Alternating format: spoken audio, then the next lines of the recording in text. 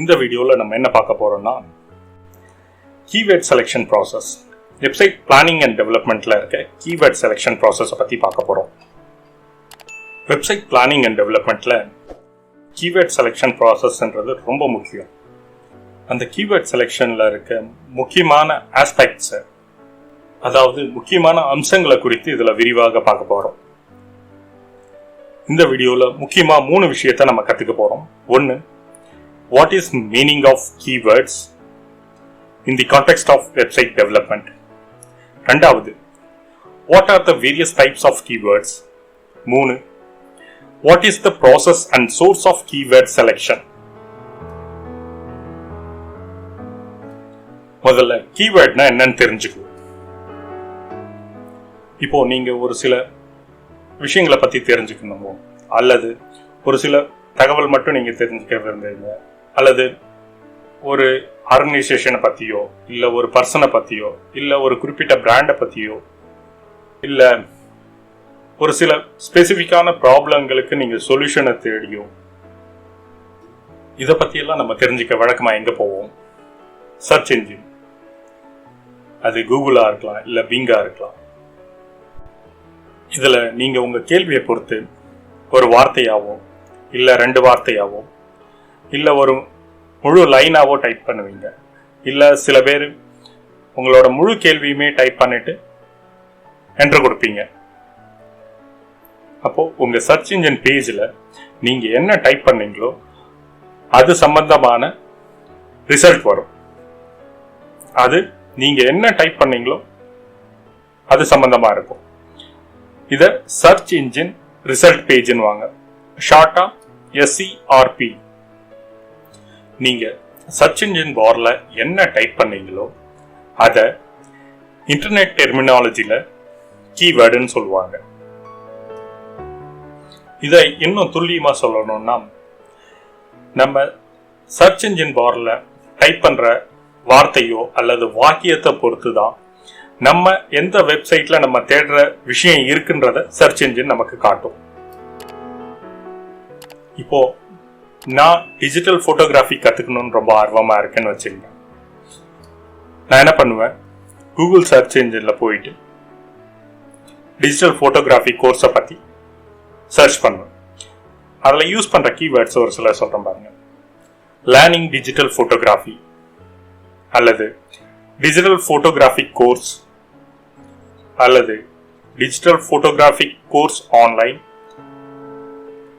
இதெல்லாம் நான் டைப் பண்ண உடனே கூகுள் எனக்கு ஒரு சர்ச் ரிசல்ட் பேஜ் காட்டும். நான் கூகுள்ல என்னென்ன கீவேர்ட்ஸ் எல்லாம் யூஸ் பண்ணி சர்ச் பண்ணணும், அந்த கீவேர்ட்ஸ் சம்பந்தமான வெப்சைட் பேஜ் எல்லாம் அது எனக்கு காட்டும். இந்த பேஜ்ல நீங்க பாத்தீங்கன்னா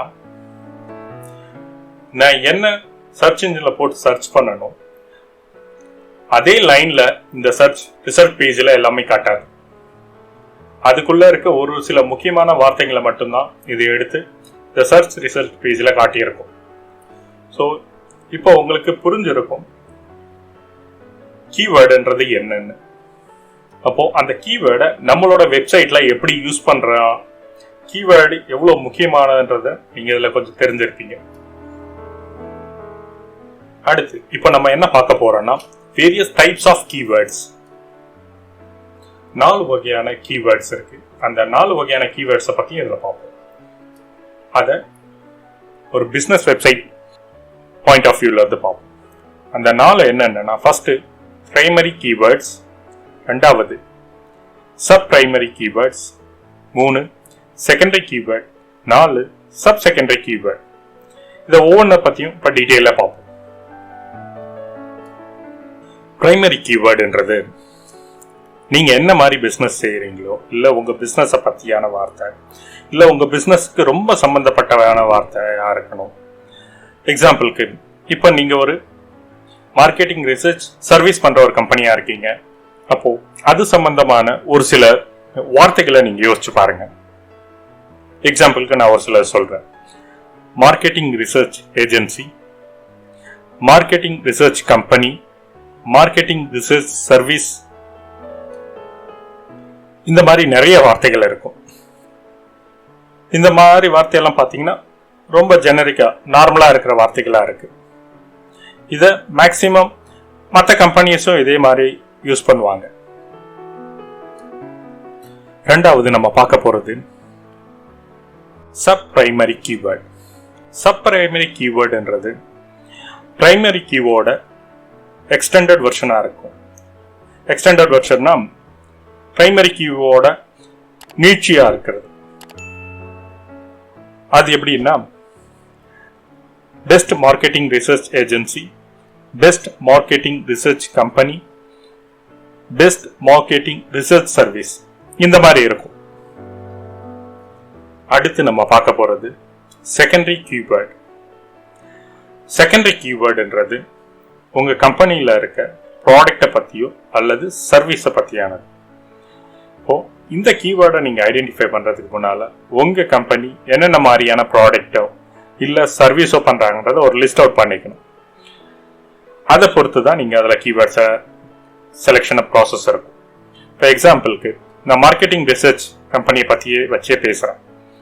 இப்போ செகண்டரி கீவேர்ட்ல என்னென்ன மாதிரியான கீவேர்ட்ஸ் யூஸ் பண்ணுவாங்கன்னா கொஷினரி டிசைன், சர்வீஸ் சர்வே அல்லது posting data collection and reporting. Survey எடுக்கும்போது அவங்க என்னென்ன மாதிரியான கேள்வி கேட்பாங்க அல்லது அவங்க எங்கெங்க சர்வே எடுப்பாங்க, என்ன மாதிரி நமக்கு ரிப்போர்ட் பண்ணுவாங்கன்றது பொறுத்தது.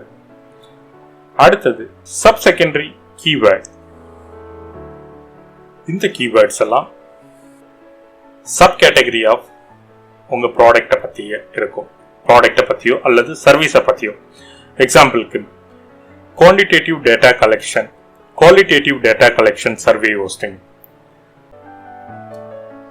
இந்த மாதிரியான கீவேர்ட்ஸை யூஸ் பண்ணியிருப்பாங்க. இந்த வீடியோவில் ஓரளவுக்கு டைப் ஆஃப் கீவேர்டை பத்தி உங்களுக்கு சொல்லி கொடுத்துருப்பேன்னு நினைக்கிறேன்.